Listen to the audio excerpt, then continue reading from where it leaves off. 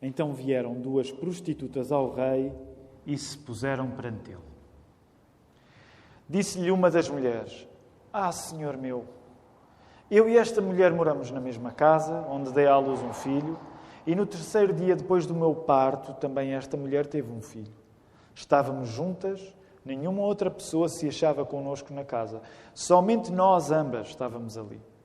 De noite morreu o filho desta mulher, porquanto se deitara sobre ele. Levantou-se à meia-noite e, enquanto dormia a tua serva, tirou-me a meu filho do meu lado e o deitou nos seus braços.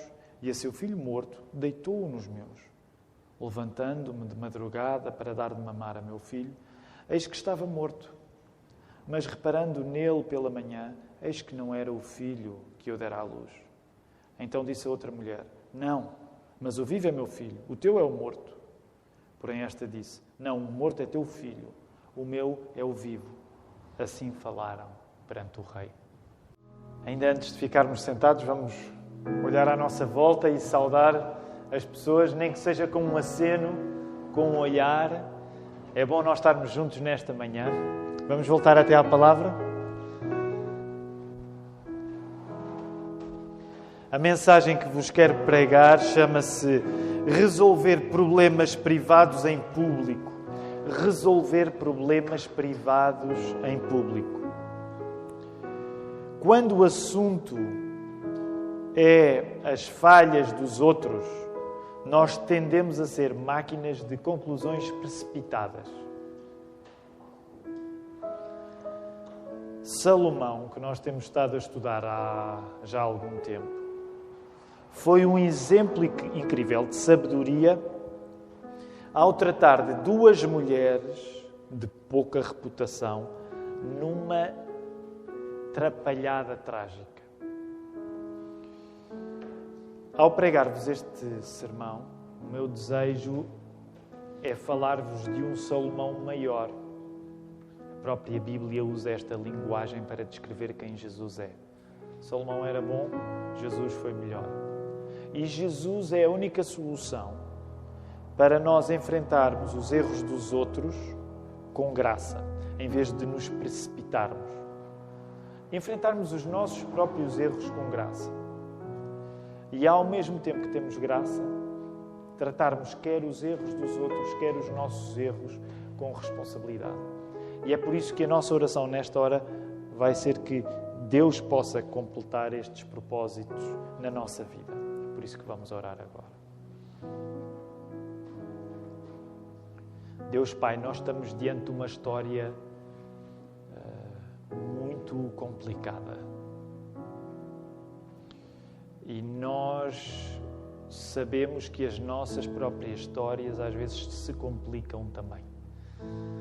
Ó Senhor, nós queremos pedir-te que tu aumentes a nossa sabedoria nesta manhã, fazendo-nos compreender este texto bíblico, que o teu Espírito Santo nos guie nele, para que nós alcancemos uma inteligência que deverá ser vista na maneira como nós lidamos com os erros dos outros e com os nossos próprios erros.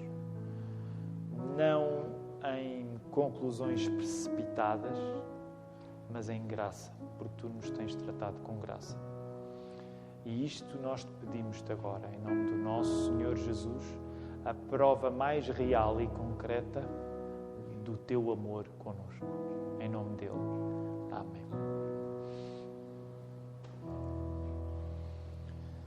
Então, chegam problemas ao palácio, chegam tragédias ao trono.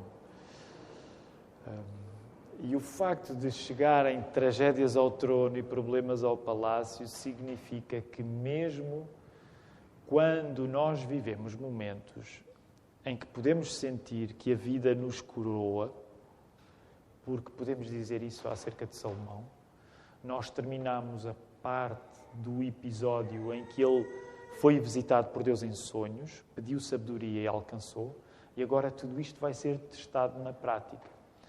Podemos dizer acerca de Salomão que ele estava num momento em que, de alguma maneira, se sentia coroado pela vida. Deus visitou-o, não é coisa pouca.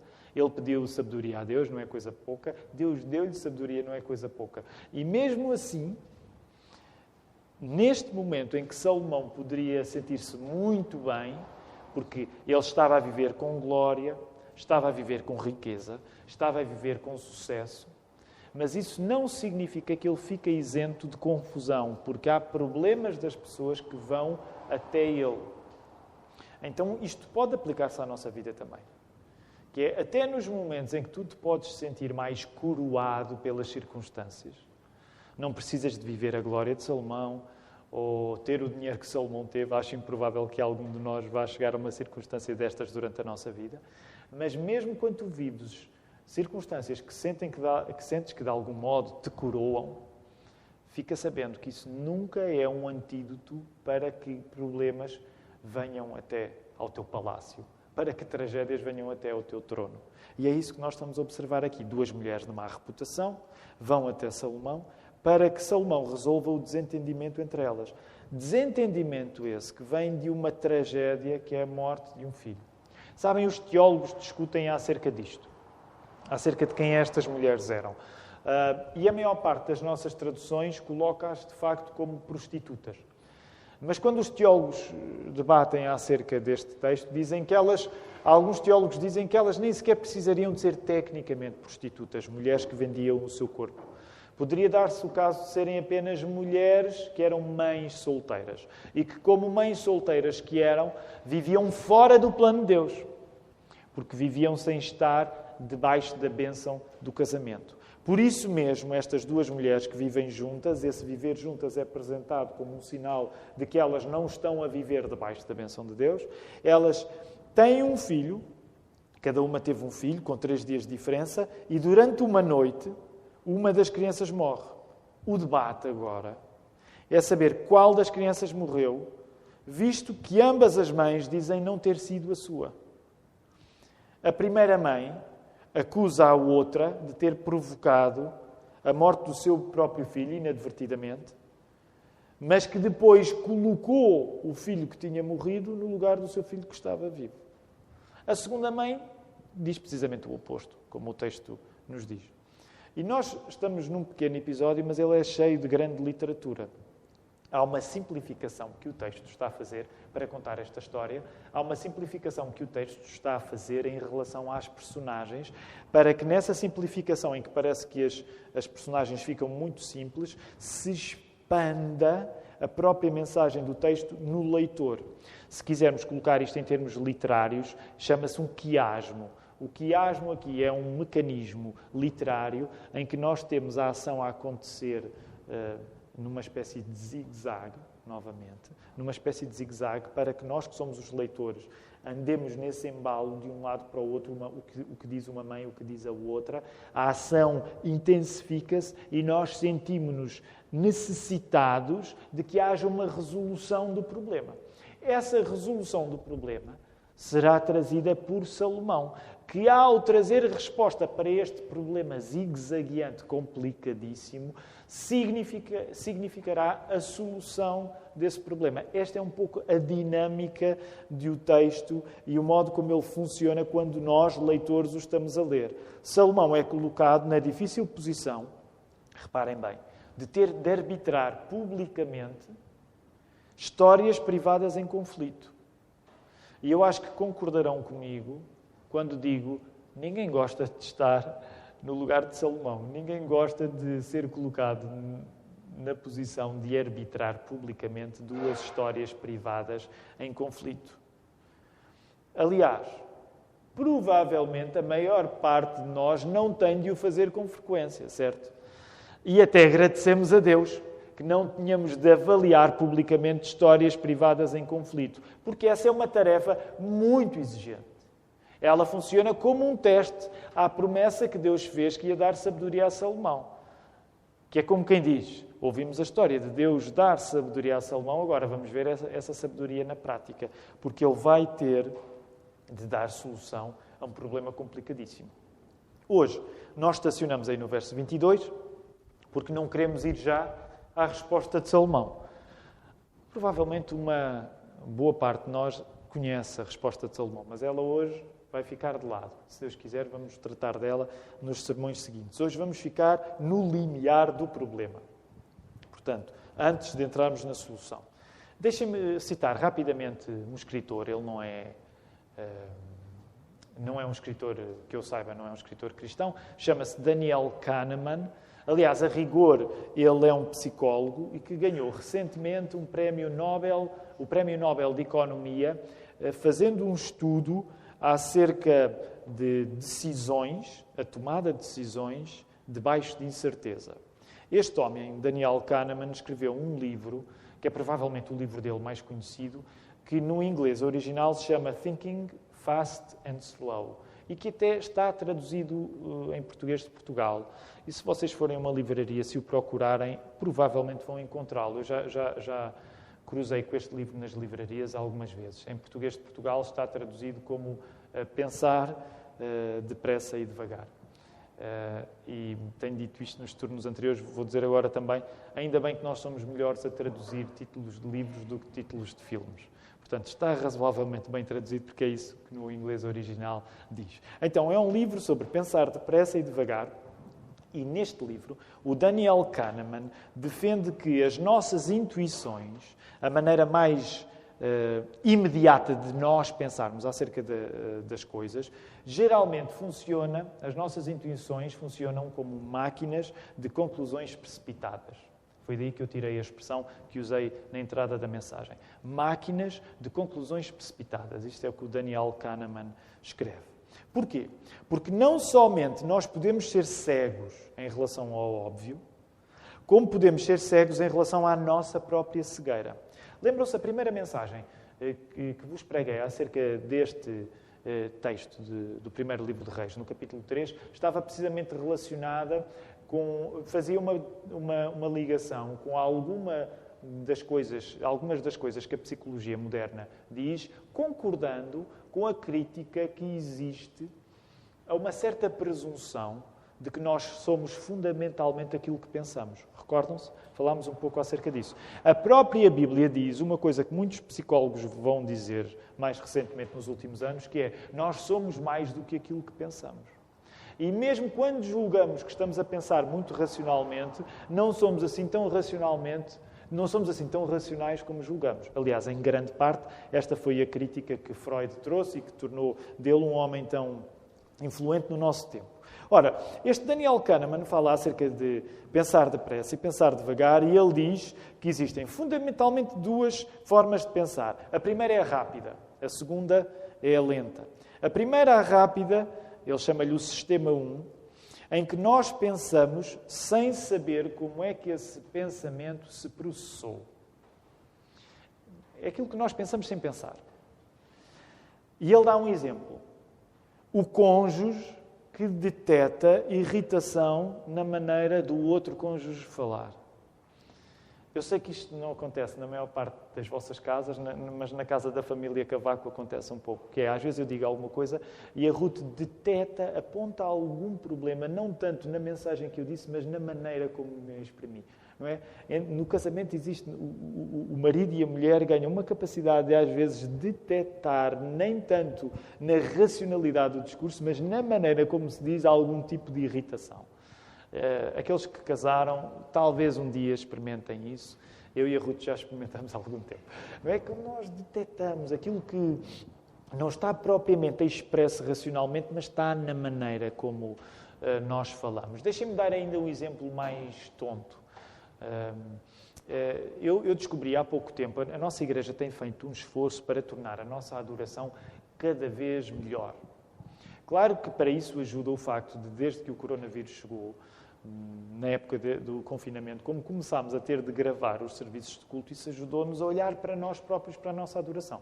A nossa preocupação primordial não é nós termos um programa de televisão perfeito para os ecrãs e para as telas das pessoas. Mas, de facto, por termos de nos ver a adorar, nós começámos a entender há aqui coisas que nós podemos fazer melhor. Então, nos últimos tempos a equipa tem crescido no sentido de analisar a nossa maneira de adorar e torná-la melhor, mais de acordo com a excelência que o nosso Deus merece. Então, há uns tempos nós tivemos uma reunião onde estávamos a falar acerca destes detalhes e eu descobri, para meu escândalo, que fazia uma coisa e que foi o Tiago Ferreira, o nosso irmão Tiago Ferreira, o diácono, que veio, portanto, desmascarar uma coisa que era óbvia, mas que eu não tinha olhos para o óbvio, e que faço desde que cheguei aqui à Lapa em 2012, no último trimestre de 2012, mas que é o mau hábito de, ainda antes de dizer alguma coisa, mexer no microfone. E eu nunca tinha pensado nisso. E o Tiago disse, e o Tiago foi delicado, Tiago, foste delicado, porque ele nem disse, o pastor tem este hábito péssimo. Ele não disse isso, ele disse, as pessoas, quando vão falar, não devem mexer no microfone. E eu gostei, a maneira carinhosa que às vezes nós temos de dizer, olha, esta é para ti e tu nunca pensaste nisso. E, de facto, eu desde esse dia reparei que é automático. Significa que é preciso atividade cerebral em mim para eu fazer isto. Mas a maneira como eu faço isto é o meu cérebro a trabalhar sonambulamente. Então, hoje, é interessante, hoje como vinha mais concentrado, no primeiro turno eu consegui não mexer.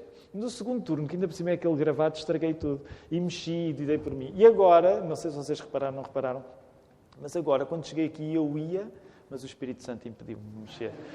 E fiquei... Porquê? É um exemplo tosco, mas para dizer, a tua vida é marcada por muitas coisas que tu fazes e que precisas do teu cérebro para as fazer, porque é o cérebro que mete tudo isto, todos estes movimentos que nós fazemos em coordenação, mas a tua vida é marcada por muitas coisas que tu fazes sem pensar, o tal sistema 1. O teu cérebro está a funcionar, mas tu não tens consciência disso. Ora, como vocês já estão a antecipar, essas impressões ou intuições são modos de pensar tão ligeiros como inconscientes. E são, nesse sentido, silenciosos. Nós não nos ouvimos a pensar determinadas coisas. O sistema 2, a segunda forma de pensar, muito menos usada por nós, é a forma lenta de pensar, que envolve atenção, envolve esforço e é, nesse sentido, mais racional. O sistema 1 tende a confirmar, o sistema 2 tende a questionar. Okay? O sistema 1 tende a confirmar, o sistema 2 tende a questionar. E aqui lembro-me de uma das nossas perguntas do Catecismo, que ainda agora há umas semanas a citei, e vou voltar a citar agora, que, por exemplo, pode ilustrar a maneira bíblica de olhar para estas coisas, que é, como é que a palavra de Deus deve ser lida e ouvida? Com diligência, preparação e oração, para que a possamos aceitar com fé e praticá-la nas nossas vidas. Não foi o Daniel Kahneman que inventou estas coisas. Elas são verdades bíblicas muito anteriores a ele. Nós precisamos da nossa maneira rápida para ler a Bíblia, mas nós precisamos da nossa maneira lenta. Nós, quando lemos a Bíblia, certamente há coisas que vão no sistema 1, em que confirmamos aquilo que já pensámos, mas nós precisamos do sistema 2, em que questionamos. Porque esse questionar é aquilo que também está unido à tarefa de meditar na Palavra de Deus.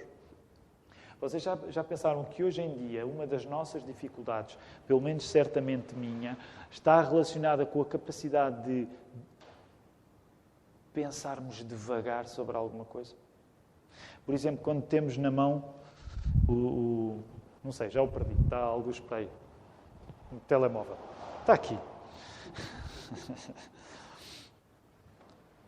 Coisas simples que nós temos de fazer e às vezes conseguir fazê-las colocando-nos à distância do telemóvel. Para mim é um desafio.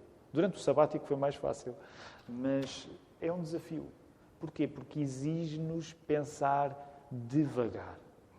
E a nossa tendência hoje, por exemplo, para quem está mais ligado à internet, é até pensamos uma coisa razoavelmente e fazemos uma pausa para ver se o mundo tecnológico nos tem alguma nova notificação para nós. Não é? Então, andamos do sistema 1 para o sistema 2 e a passar provavelmente muito mais tempo no sistema 1. Estamos a perder alguma da nossa capacidade de pensar devagar, de refletir, de não apenas confirmar os nossos estímulos, mas de questionar os nossos estímulos. Ora, ao mesmo tempo que nós podemos, junto com alguma psicologia moderna, reconhecer dentro das nossas cabeças algum conflito interno, interessa-nos uma cabeça como a de Salomão, que serve também para os conflitos que nos são externos e que passam pelos outros.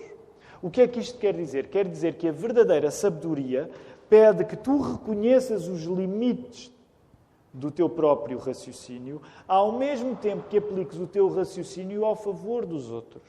Sabem, nós sabemos que estamos numa pessoa pouco inteligente quando essa pessoa não reconhece os conflitos dentro dela. E sabem, aqui eu acho que é importante nós sabermos destrinçar, sabermos distinguir aquilo que é uma fé convicta da capacidade de reconhecermos os conflitos dentro de nós. Isso é uma coisa muito inspiradora, por exemplo, quando nós lemos o apóstolo Paulo. O apóstolo Paulo não faz da plenitude do Espírito Santo na vida dele uma razão para ocultar os dilemas que atravessa. E muitas vezes o cristianismo está a ser confundido como uma maneira rápida, sem reflexão, de nós reconhecermos conflitos que existem dentro de nós, não só no nosso coração, como na nossa cabeça. Portanto, quando ouvimos autores como o Daniel Kahneman a dizer assim, nós não somos tão racionais como nós julgamos, nós temos maneiras muito automáticas de pensar que tendem a confirmar os nossos preconceitos, nós podemos dizer, a Bíblia já nos ensina isso. Uma pessoa com fé reconhece os conflitos dentro de si. Ao mesmo tempo, nós queremos ficar com a ambição de Salomão, que é, queremos usar a sabedoria que Deus nos dá para ajudarmos as pessoas nos conflitos que nos são externos. Portanto, se tu queres ser sábio esta manhã, começa por reconhecer que tens conflitos dentro de ti, que a tua maneira de refletir é quebrada, precisa da intervenção divina. Mas, ao mesmo tempo, usa essa mesma capacidade de compreender para ajudar os outros nos conflitos que te são externos. Se chegam problemas ao palácio, se chegam tragédias ao trono, então isso também quer dizer que a urgência da sabedoria vê-se no facto de quem a está a receber de Deus ter de a usar para aliviar o sofrimento dos outros. Na Bíblia, uma pessoa inteligente em circuito fechado não é realmente inteligente. E eu diria que uma das nossas tentações hoje em dia é desejarmos a inteligência como essencialmente alguma coisa privada para nós, que quando muito nós queremos exibir aos outros, mas uma coisa que é nossa. Vou dar um exemplo um bocado rudimentar, mas é um exemplo que infelizmente caracteriza a vida de muitos de nós, a minha também. Reparem, hoje em dia, uma das coisas que eu acho que nos impede de sermos pessoas inteligentes é que nós queremos ser inteligentes desde que isso possa ser reconhecido pelos outros. Não tanto porque nos estamos a envolver com a vida deles, mas mais porque queremos usá-los como auditório da nossa inteligência. É por isso que tenho a opinião que, de certo modo, eu e outros, obviamente, não fui eu que pensei isso, mas hoje nós vivemos numa overdose de sabedoria. Todas as pessoas gostam de sair publicamente, por exemplo, usando as redes sociais, para partilhar com o mundo as suas pepitas de discernimento. Todos nós precisamos ter um podcast porque somos grandes conversadores e o mundo precisa de saber disso. E contra mim falo, que agora ultimamente eu tenho aquele podcast antigo com o Marco que está parado, mas até deve ter aí um breve que está aí a chegar. Portanto, contra mim falo, todos nós precisamos mostrar através do podcast que somos grandes conversadores. Todos nós precisamos, até quando tiramos uma fotografia ao nosso prato de comida, de aproveitar o prato de comida para no Instagram partilhar uma pepita de sabedoria que explica um pouco os segredos da nossa existência. Nós estamos no meio de tanta gente sábia que isto é uma grande loucura. Percebem? Há um excesso de gente sábia. É óbvio que quando eu estou a dizer que há um excesso de gente sábia, o que eu estou a dizer é que esse excesso de gente sábia só revela que nós não andamos assim com tanta inteligência. É mais a tentação de querermos usar os outros, não tanto para os ajudar com uma suposta inteligência que possamos ter, mas nós gostamos que os outros sirvam para ser o auditório que reconhece a nossa inteligência.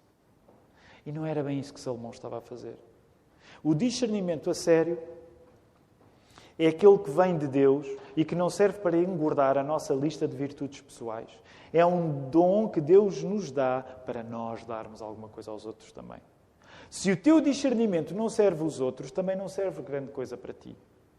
Provavelmente a maioria de nós não terá de exercer o seu discernimento necessariamente arbitrando publicamente conflitos privados. E deixa-me dizer, se tu não foste chamado a arbitrar publicamente conflitos privados, livra-te disso. Não procures isso, porque isso é uma coisa difícil. Em qualquer uma das circunstâncias tu deves apelar à graça de Deus. Em qualquer uma das circunstâncias tu deves apelar à graça de Deus. E um teste bem simples para nós é, por exemplo, este. Será que eu estou mais inclinado para querer ser reconhecido como uma pessoa inteligente fora de casa do que dentro da minha casa? Será que O motor, para mim, é querer que alguém diga tão inteligente que este Tiago é. E será que os meus filhos e a Ruth diriam a mesma coisa? Portanto, às vezes há aqui uma inconstância que já revela alguma coisa acerca de um desejo de inteligência que é mais a tal vaidade de querermos os outros para serem o auditório que nos aprova, do que nós queremos usar sinceramente a inteligência que Deus nos deu para ajudarmos os outros. Intencionalmente, hoje nós não entramos nos aspectos até mais dolorosos desta atrapalhada trágica que veio ao encontro de Salomão. Portanto, nós nem sequer estamos a pensar nesta coisa realmente triste. Ainda por cima, fizemos a dedicação hoje da vida do Lucas Moura e todo este cenário de uma mãe a cuidar de um filho, a acordar para dar de mamar, encontrar uma criança morta. É horrível, é um cenário horrível. Mas a Bíblia dá-nos esse cenário para nos explicar como é que a nossa vida deve ser guiada, confiando em Deus. Já pensaram nisto?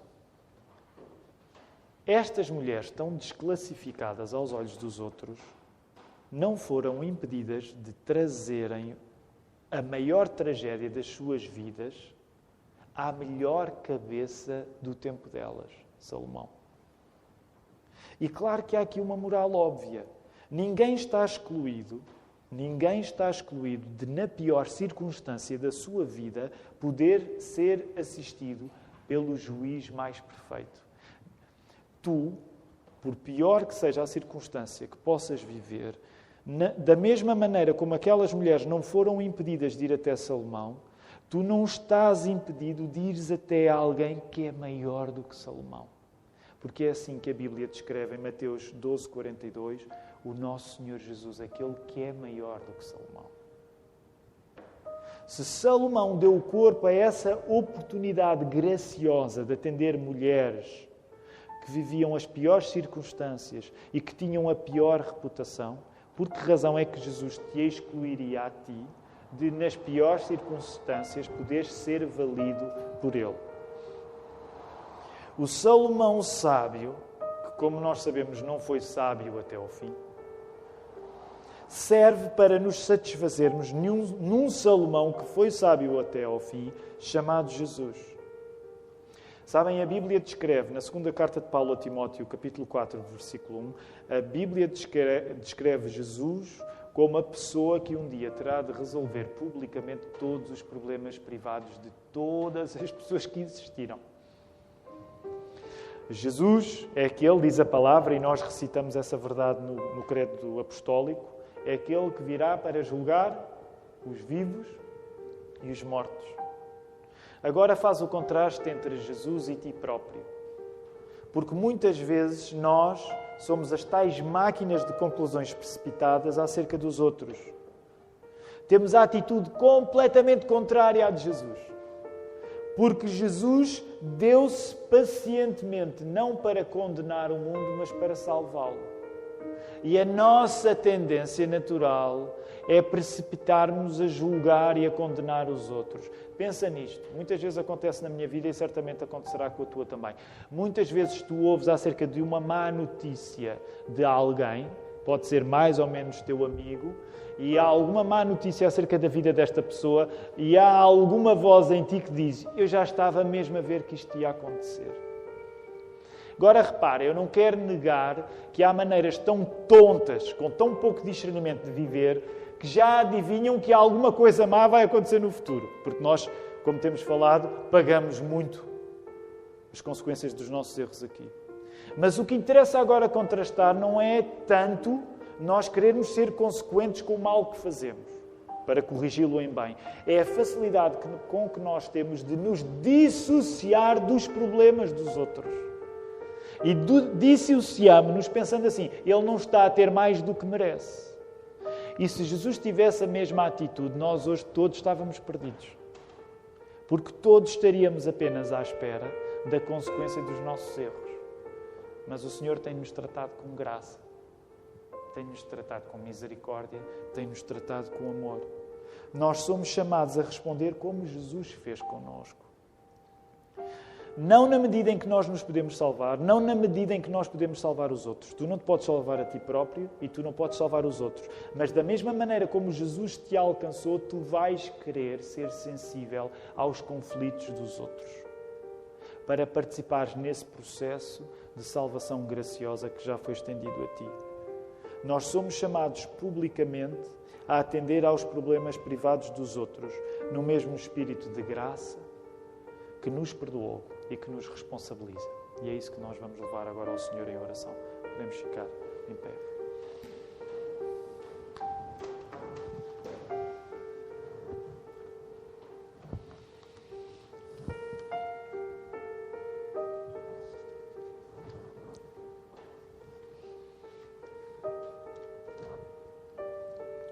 Deus Pai, é esta a confissão que nós queremos fazer enquanto corpo. Não há ninguém que pertença à Igreja, à noiva do Teu Filho Jesus. Não há ninguém que pertença à Igreja que tenha adquirido a qualidade de ser membro, de ser sócio. Tu pagaste no nosso lugar a nossa admissão na comunidade que é tua, que é o teu reino. Por isso, Senhor, da mesma maneira, não há nada de errado que nós possamos fazer que nos despromova para fora do teu reino. Por isso acreditamos que tu nos salvas e que essa salvação é maior do que os nossos erros. Não dizemos isto para querer relativizar os nossos erros, mas para querermos ter a certeza que é a tua graça que nos guia e que nos deve guiar ao olharmos para os erros dos outros também. A nossa tendência é precipitar-nos a condenar os outros e nós queremos ter a maneira lenta de pensar, de sentir, que é guiada pelo Espírito, que é que descobre graça e é que descobre esperança. Nós queremos ser esses instrumentos da tua graça e de esperança, Senhor, nesta semana que temos pela frente. Sozinhos não o vamos conseguir fazer. Precisamos muito da tua ajuda e precisamos de nos ajudarmos uns aos outros. Recebam, por isso, a bênção do Senhor. Que a graça do nosso Senhor Jesus Cristo seja, irmãos, com o vosso Espírito. Amém. Podemos ficar sentados.